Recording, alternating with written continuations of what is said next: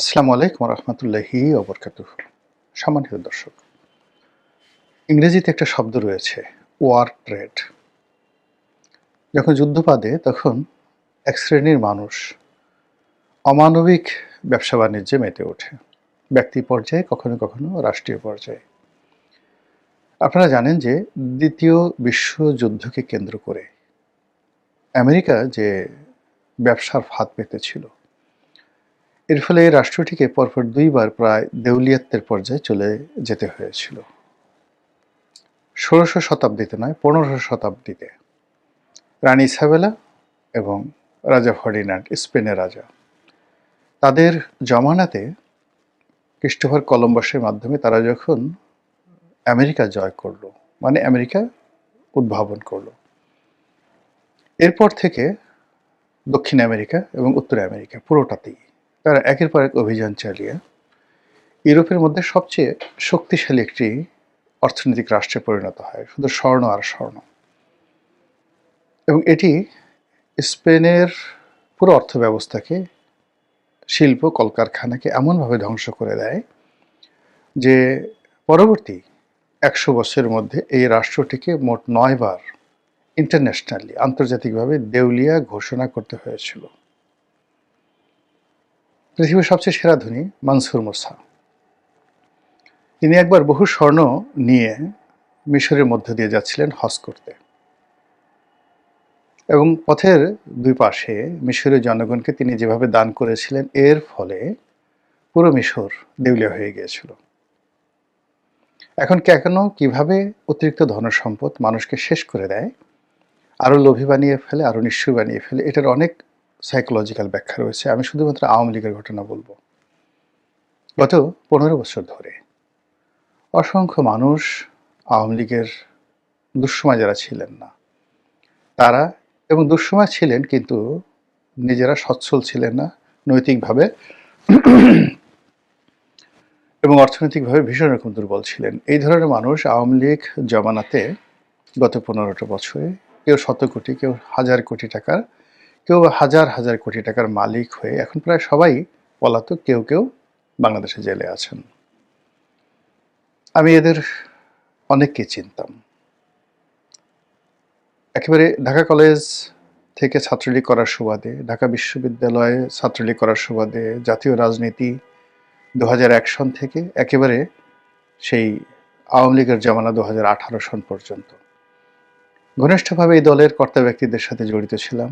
অনেকে আমাকে চেনেন, কিন্তু আমাকে যতটা মানুষ আওয়ামী লীগের লোকজন চিনতেন তার চেয়ে বেশি চিনতাম আমি। এর কারণ হলো বিশ্ববিদ্যালয় জীবন, ছাত্র জীবন, পরবর্তীতে কর্মজীবন, সাংবাদিকতার কারণে আমি খুব সহজে যে কোনো মানুষের তথ্যপথ্য জানতে পারতাম। কিন্তু আমার যেহেতু এইভাবে আমি জাতীয় রাজনীতিতে আসি ২০০১ সনে, তারপর থেকে আওয়ামী লীগের যারা শীর্ষ নেতৃত্ব বা অনেকে চেনা শুরু করেন অল্প অল্প করে, আর যখন সংসদ সদস্য হলো তখন জাস্ট এটা একেবারে স্ফুলিঙ্গের মতো অনেকে চিনে ফেললো। তো যখন চিনে ফেললো তখন হয়তো অনেকেই অবাক হয়ে গেল যে আরে, একে তো কখনো দেখিনি, একে ওকে খুঁজে খুঁজে দেখা গেল ওই যে ঢাকা কলেজে ছিল বা ওই যে ঢাকা বিশ্ববিদ্যালয় ছিল, যে ছেলেটি কেবলই মাত্র মিছিলে যেত কিন্তু কোনো রকম টু শব্দ করতো না। আরে সেই রনিকে এই রনি, এরকম অনেকে মিলিয়ে মিলিয়ে সেই কেউ নেতা হয়ে গেল, কেউ ভাই হয়ে গেল। তো এইভাবে অনেকের সাথে সম্পর্ক হয়েছে। যেহেতু নিজে পরিশ্রম করে, কষ্ট করে একটা জায়গাতে এসেছি, তো যার জন্য কষ্টের মর্যাদা, শ্রমের মর্যাদা এবং অর্থের যে প্রয়োজনীয়তা, এটা হৃদয় দিয়ে অনুভব করি। যেহেতু লেখাপড়া করেছি, এমন একটা পরিবার থেকে এসেছি যে পরিবারের সবাই 14 জেনারেশন পরিশ্রম করে, কষ্ট করে নিজেদের রুটি রুজির আয়োজন করেছেন। তো কাজেই কী করে একটা সাস্টেনেবল ইকোনমিক কন্ডিশন ধরে রাখা যায়, এটা পরিবার থেকে শিক্ষা লাভ করেছি। ফলে কর্মজীবন শুরু করার পর থেকে আজ অবধি, সেই 1986 থেকে আজকের দিন পর্যন্ত কখনো টাকার জন্য, অর্থের জন্য কারো কাছে হাত পাততে হয়নি। জীবনের একটি মাস কখনো যায়নি যে গত মাসের চাইতে চলমান মাস খারাপ গেছে। 1% হলেও বছর শেষে বিগত বছরের তুলনায় আল্লাহ রাব্বুল আলামিন উন্নয়ন দিয়েছে। ফলে কি হলো, আওয়ামী লীগ করেছি, রাজনীতি করেছি, এমপি হয়েছি, বড় বড় পদ পদবি থাকা মানে যাওয়ার সুযোগ পেয়েছি, হয়েছে, কিন্তু কখনো ওই জিনিসগুলো প্রয়োজনই হয়নি। কিন্তু চোখের সামনে যারা করেছে তাদেরকে দেখেছি, প্রচণ্ডভাবে ঘৃণা করেছি এবং একটা সময় অসহ্য হয়ে প্রতিবাদ করেছি। প্রতিবাদ করার ফলে যখন সব চোরগুলো একসঙ্গে একত্র হয়ে, সব ডাকাতগুলো একত্র হয়ে মানে আমার উপস্থিতি আওয়ামী লীগে তারা একেবারে অসহ্য করে তুলল, তখন মনে হলো সসম্মানে সেখান থেকে চলে আসাটাই বুদ্ধিমানের কাজ। 2018 সনে সেখান থেকে চলে এসেছি। যেহেতু রাজনীতিতে প্রতিহিংসা থাকে, প্রতিহিংসা থাকার কারণে আমি যদি শুধুমাত্র চলে আসতাম, নিজেকে ক্ষমতাহীন করতাম, তাহলে আমার যারা প্রতিপক্ষ, যাদেরকে আমি খোঁটা দিয়েছিলাম, চোর বলেছিলাম, ডাকাত বলেছিলাম, যাদের বিরুদ্ধে লিখেছিলাম, তারা আমাকে পাড়িয়ে মেরে ফেলতো। আর এই জন্য আমার একটা রাজনৈতিক আশ্রয় দরকার ছিল এবং এই কারণেই বিএনপিতে যোগদান করেছি। ওই পর্যন্তই। কে কি মনে করলো ডাজ নট ম্যাটার। এখন এই যে আওয়ামী লীগের এই দুঃসময়, এই দুঃসময়টিতে আপনি দেখুন তো, একটি চোর কিংবা একটি ডাকাত সমাজে ঘোরাফেরা করছে কিনা আওয়ামী লীগের, তাদের কোনো টাকা দলের কর্মকাণ্ডে লাগছে কিনা। সাদ্দাম নামের একজন অসহায় ছাত্রলীগ কর্মী, সে 1 বছর যাবৎ জেলে আছে, তার স্ত্রী এবং সন্তান মারা গেল। মানে স্ত্রী আত্মহত্যা করলো, তার আগে সন্তানকে মারলো টাকার অভাবে, ভিক্ষার অভাবে। সেই ছাত্রলীগের কর্মী, যে ছাত্রলীগের মানে কি বলবো, সেই আওয়ামী লীগের কর্মী, যে আওয়ামী লীগ লক্ষ লক্ষ কোটি টাকা লুটপাট করেছে, পাচার করেছে দেশ থেকে, কোনো মিথ্যা কথা নয়। এই জিনিসগুলো নিয়ে অনেক সময় মেজাজ হারিয়ে ফেলেছে। আপনারা অনেকেই হয়তো জানেন, আওয়ামী লীগের একজন নেতা ছিল আহমদ হোসেন। তা আহমদ হোসেন আমার বয়সে বড়, আমরা একই হলে থাকতাম, এফ রহমান হলে, ছাত্রলীগে তিনি আমার সিনিয়র, একসাথে ছাত্রলীগ করতাম। এমন অবস্থায় গেছে দারিদ্রতার, কখনো পাজামা ঠিক থাকতো না, পাঞ্জাবি ঠিক থাকতো না। তো সেই আহমদ হোসেনকে শেখ হাসিনা প্রথমে চট্টগ্রাম বিভাগের দায়িত্বে দিলেন, সাংগঠনিক সম্পাদক। তারপর ঢাকা বিভাগের দায়িত্ব দিলেন। এই কমিটি বিক্রি করে শত শত কোটি টাকার মালিক হয়ে গেল। পরে নেত্রকোনার একটি আসন থেকে এমপি হয়েছিল। তো এমপি হওয়ার আগে সে ভীষণ রকম অহংকারী হয়ে পড়েছিল। বিভিন্ন টকশোতে তিনি যেতেন এবং প্রতিপক্ষ লোকদেরকে যাচ্ছে তাই ভাষায় গালাগাল করতেন। এরকম একটা ব্যাপার, আঙ্গুল উঁচিয়ে উঁচিয়ে সে রেজা কিবরিয়া থেকে শুরু করে এমন কোনো মানুষ নেই, সবাইকে অপমান করতেন।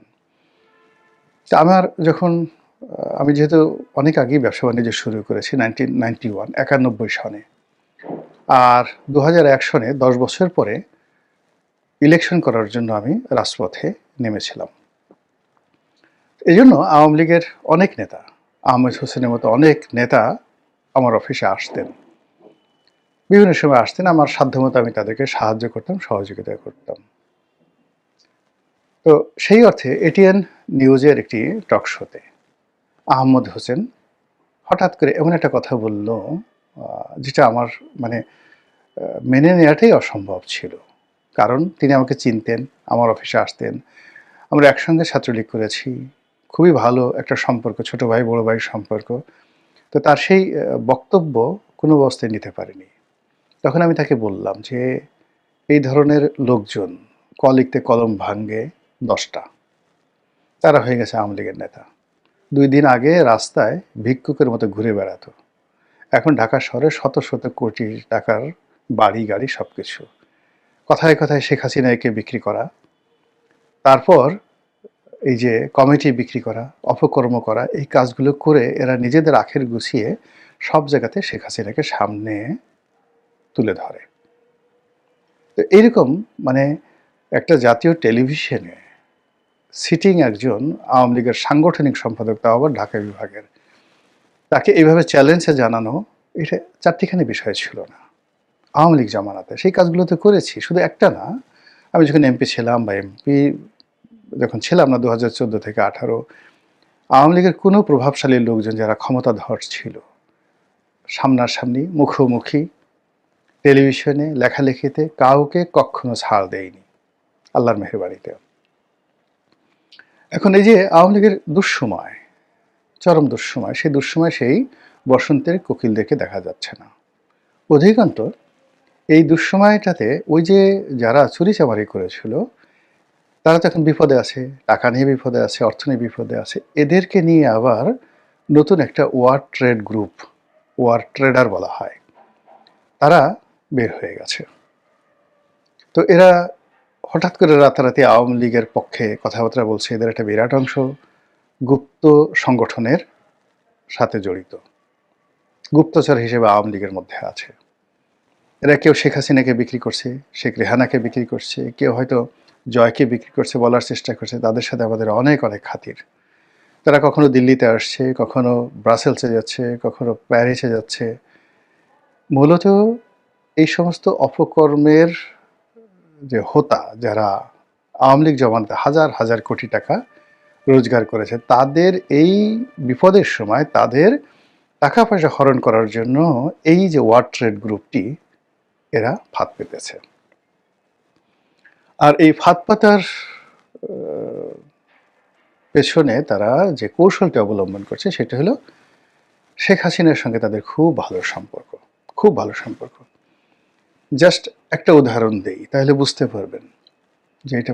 এই সালমান এফ রহমান সাহেব এখন জেলখানাতে আছে, আর সাইফুজ্জামান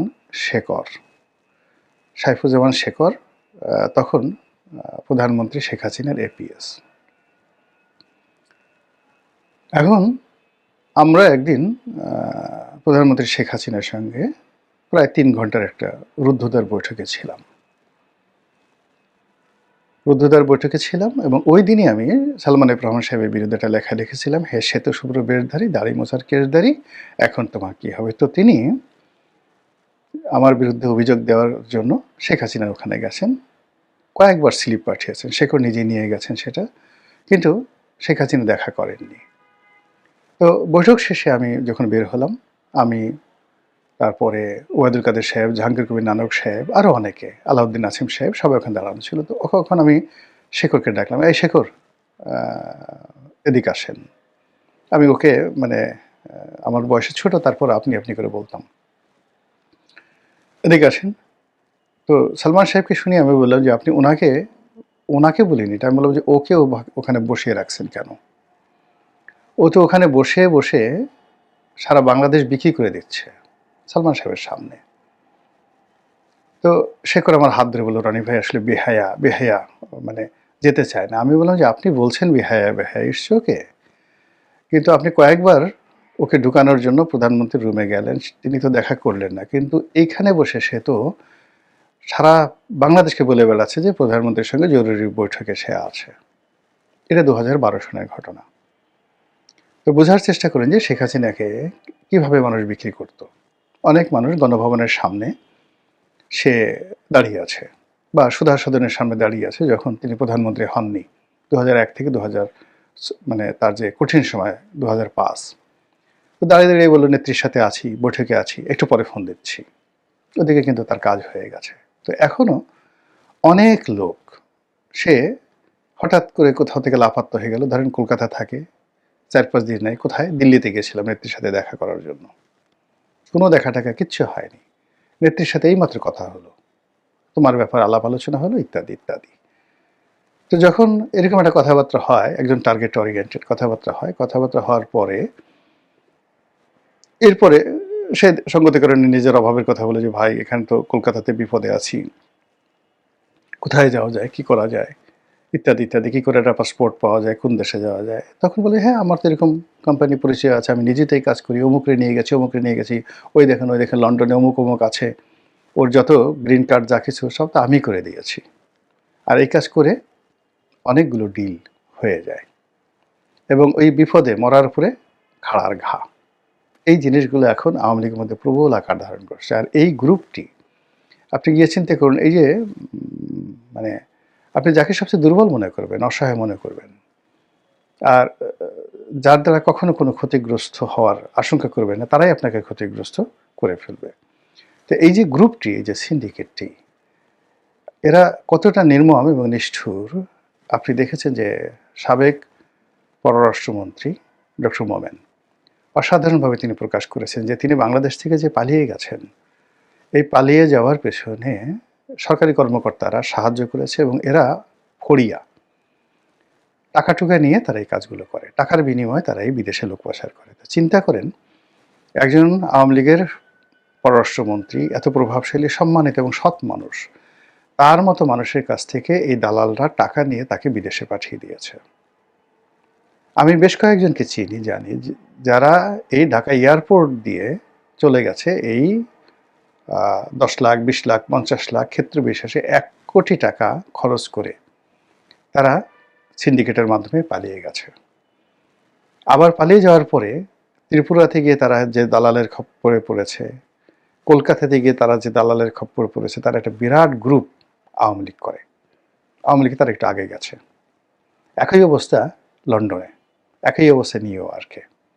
এবং তারা সবাই মিলে নেত্রীর সঙ্গে, অর্থাৎ শেখ হাসিনার সঙ্গে, তাদের নেত্রীর সঙ্গে সজীবাজের জয়ের দূরত্ব তৈরি করার চেষ্টা করছে, ওয়াল তৈরি করার চেষ্টা করছে, নিজের মধ্যে একটা সুপার গ্রুপ তৈরি করার চেষ্টা করছে। এবং এই গ্রুপগুলোর কবল থেকে যদি প্রবাসের নেতা যারা আছেন তারা বাঁচতে না পারেন, তারা তাদের নেত্রীকে রক্ষা করতে না পারেন, এবং এই সমস্ত টাউট বাটপারদেরকে যদি দমন করতে না পারেন, আওয়ামী লীগ 100 বছরও রিভাইভ করবে না, মুসলিম লীগের মতো হবে।